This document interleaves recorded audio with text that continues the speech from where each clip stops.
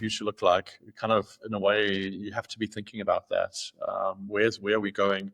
Not just to live and be reactive to what's happening, in the news on a day-to-day basis, but think like, where look down the road further. Where's this going? Where do we need to be?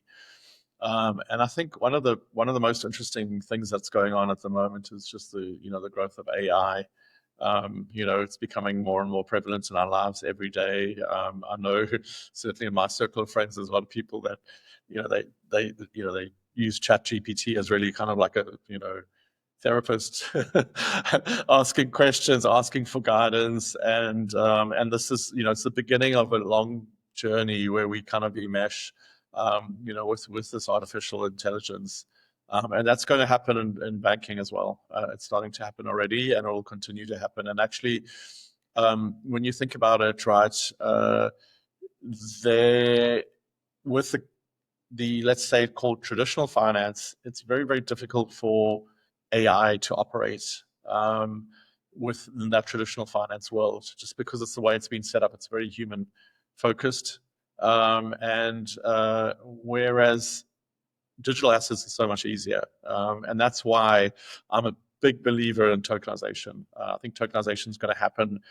Every asset that's possible, that's a traditional finance asset, will be tokenized over time, and there'll be a lot of competition. There'll be some real big winners, and there'll be a lot of winners, and there'll of course be a lot of losers, like there always is in business. But with that happening, tokenization of assets, and also the tokenization of currencies, which has already happened with the stablecoin, then you can have an AI agent who you can give free rein to manage your portfolio. You can say, here it is, here's access. This is my, through a Web3 interface. These are my assets. Go out there, find out what to do, optimize. This is my investment objectives. This is my risk. You can define your risk, appetite, and I think this will become dominant in the world of finance, and personal finance as well, where people are using agents to help them, with what they're doing, whether it's trying to buy a house in the real world or just to manage their and optimize their assets and respond as well to market signals, and that can only really truly happen in a world where everything is tokenized and on chain. The future is on chain. And look, your quick question was specifically more targeted towards Bitcoin. Bitcoin, I love Bitcoin. I love the project. I really believe in it. Absolutely in awe of its transformational power. I think it's just over time, it's just going to grow in stature. And the fact that it's neutral, it's not attached to a country, for me is one of its most powerful things. That's why I believe it will become the world reserve currency, because there's no political agenda with Bitcoin. There's no, with the US dollar or any euro or any one of the large currencies around the world, it's always attached to an ideology, to a country. It can be weaponized, against enemies of those countries or regions. And with Bitcoin, that's not possible. And that's why I think people will prefer to hold that than to hold, euro or dollar or euro-denominated treasuries, US treasuries, or whatever major currency around the world.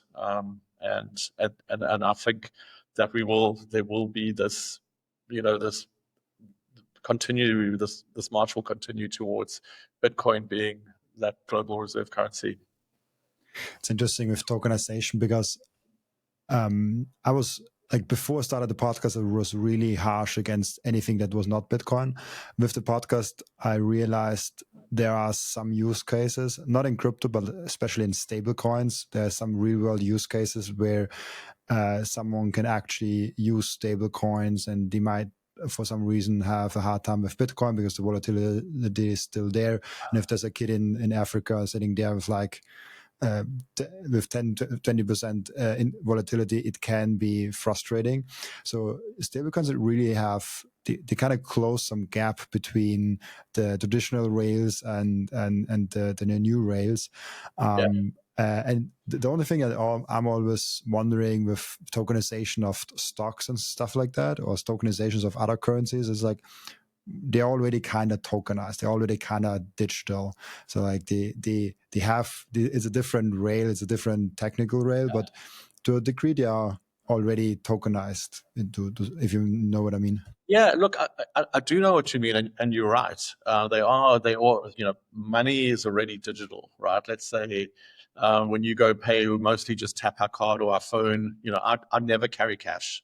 And that can be very inconvenient in certain countries where you really have to carry cash. But I've just kind of fallen out of the habit of doing it, or even carrying a wallet with me. And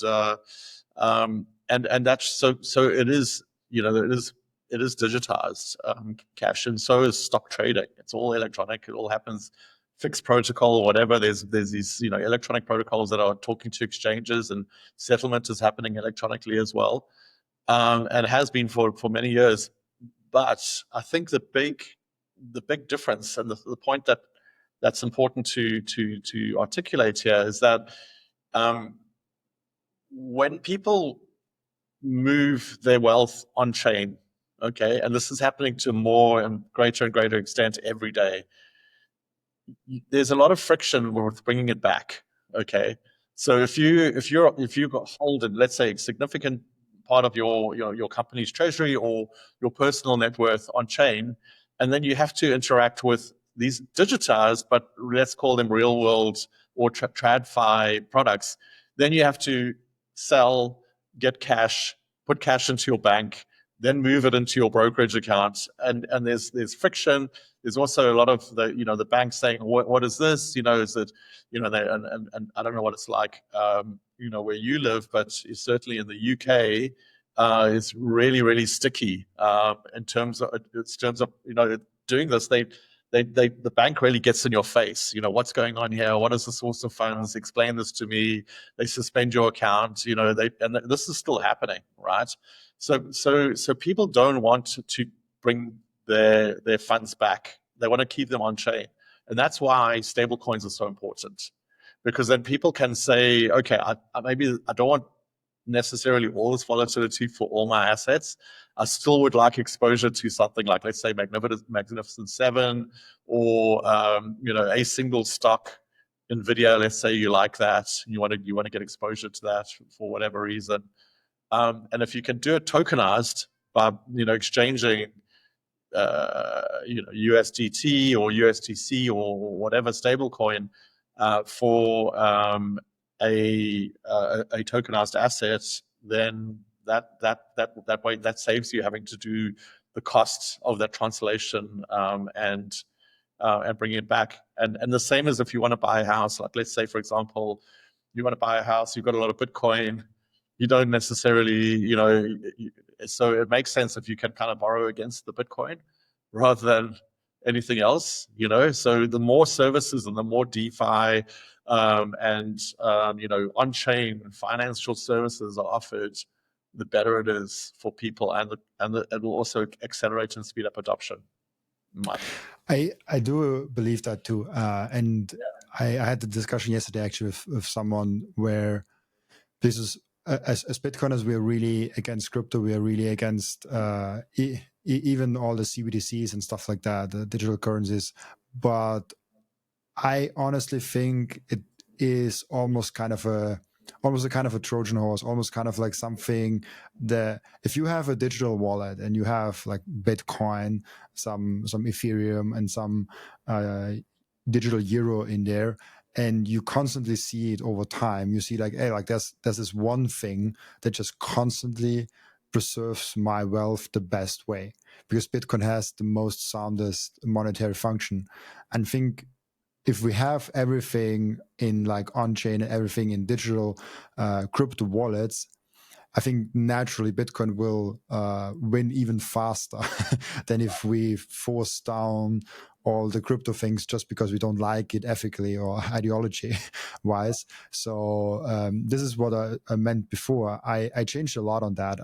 Previously I was really toxic against all crypto project, and I'm like, no, it's the entry, it's the entry truck, and they will eventually come to Bitcoin. It's the entry door to Bitcoin eventually, because they will have a digital wallet and there's like one winner, and eventually they're like, hey, why am I not in this project? Why I'm not in this Bitcoin thing?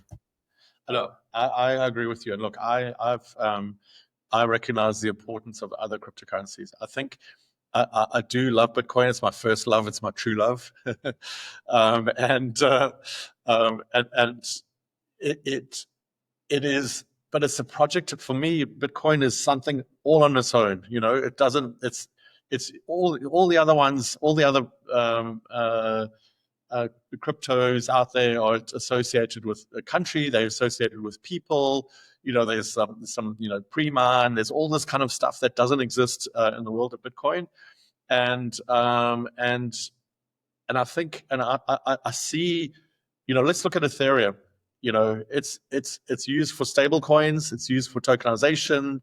It's basically it's this global technology platform to allow innovation and development. Okay, and it's very well run. And so absolutely it should exist and it's useful. There's one thing to look at something in terms of an investment for your own personal, well-being and, let's say, wealth preservation, or just, holding on to what you've got, in terms of it not being eroded by, the constant printing of money that's happening everywhere, around the world. But it's another to think about. We've actually got a real problem, business problem we want to solve, and and blockchain tech is actually the right thing for it. And Bitcoin doesn't answer all those questions. It doesn't solve all those problems. It solves the most important problems, I think, globally, in terms of, what it can do to transform and to fix the world, and I really, really am a firm believer in fix the money, fix the world. Once people start to see that and start to understand how much and how many problems in the society come from the fact that the money system is wrong, it's not correct, it's broken. Fiat currency is not really based on anything. It's based on a country saying, we will stand by this, and at a certain point, it's logical. It has to break down. And so, look, I don't think, these local currencies and fiat currencies in whatever form they end up in will disappear. But I think the importance of Bitcoin will grow in the world as there's this growing realization when people, because it's not something that people can get their head around quickly. It takes time. It took me a long time, and I thought about it a lot. It took me a long time before I really, really got it, and started to see, and I was truly orange pilled. Yeah. Yeah, it's. I think Saifedean Ammous gave the answer that I like the most. He's like, there might be some other values in the overall crypto sphere, but Bitcoin goes through the biggest market ever. It's the 400-500 trillion money market. The kind of the problem of like, where do I store my financial energy, and other things might solve for other things, but this is kind of the sound money market, and there's a lot of debate on how big this opportunity is. I think he mentioned the 400-500 trillion, and then people say like 200 trillion, people say like 800 trillion. I think it's just like a lot. Yeah, we don't understand, and I have to say that's one of the things. We really don't understand numbers when they get very large. It's just words. It's a gazillion. It's a lot.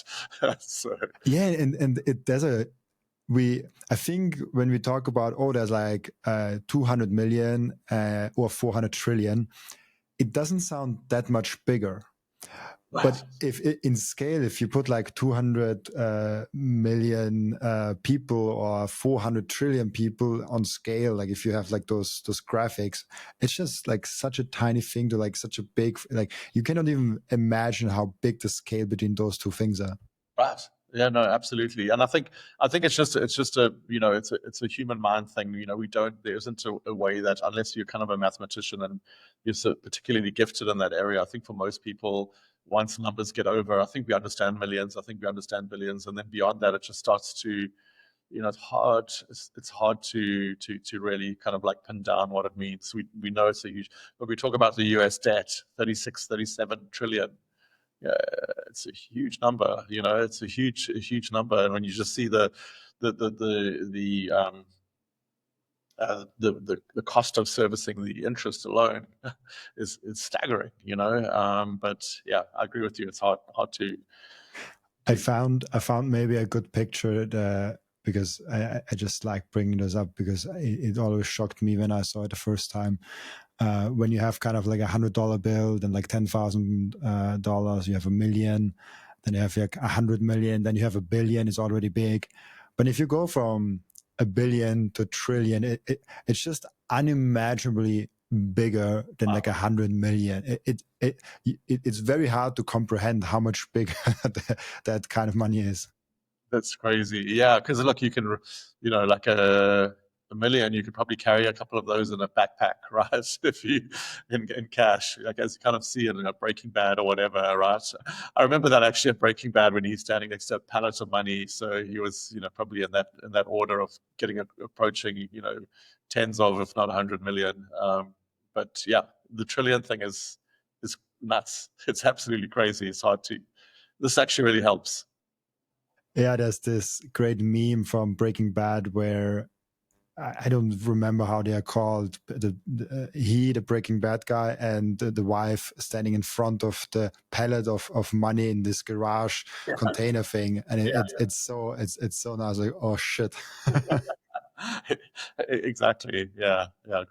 Great series. One of the best of all time, I think. Breaking Bad. Yeah. Yeah. If for anyone that hasn't watched this one, you're in for a treat. You mentioned AI, and I think AI is something really interesting. And I love the kind of the conversion or the intersection between AI and Bitcoin, because AI is making humanity a lot more efficient. I opened a small company and I opened a small business account, and you have to fill out so many forms.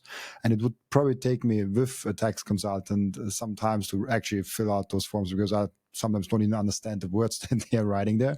But with AI, it took me like an hour, and it filled everything out, and I sent it to my tax consultant and made no mistakes, and which is crazy to think about that. And there are many of those examples.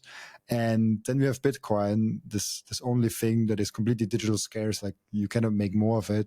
Right. And if you convert both together, like you have one fixed thing where you can save your energy in, and it just gets more valuable over time. And the other side, it brings the value, it brings the time that we need to produce something down in all the capacity.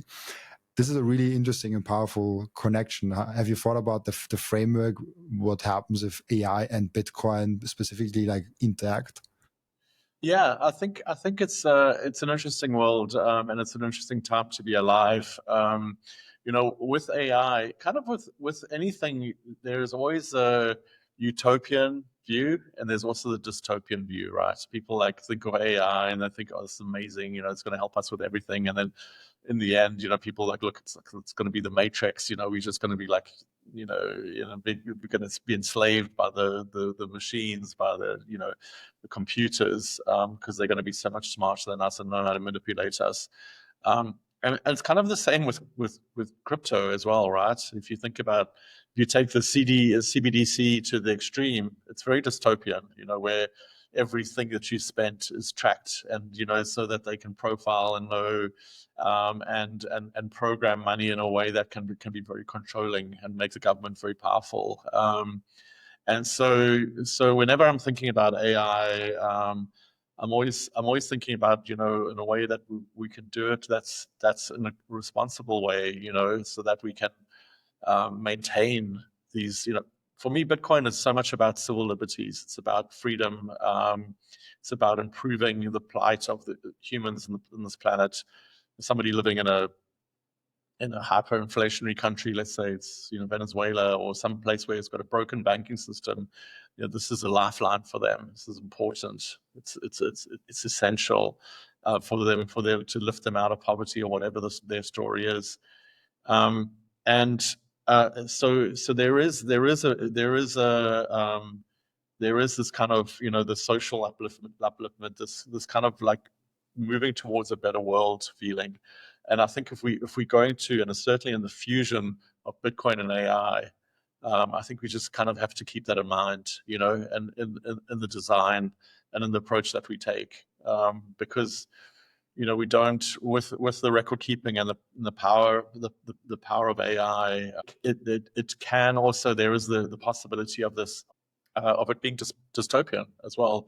And I think we all have to be gatekeepers of that, and making sure that we're moving in a direction which is, net positive, and where our freedoms and our happiness isn't eroded, because we feel like we've lost control. Thank you for watching this video. This was only a snippet of the podcast. And if you want to watch the full episode and get all of the context of this episode, you can click right here or here.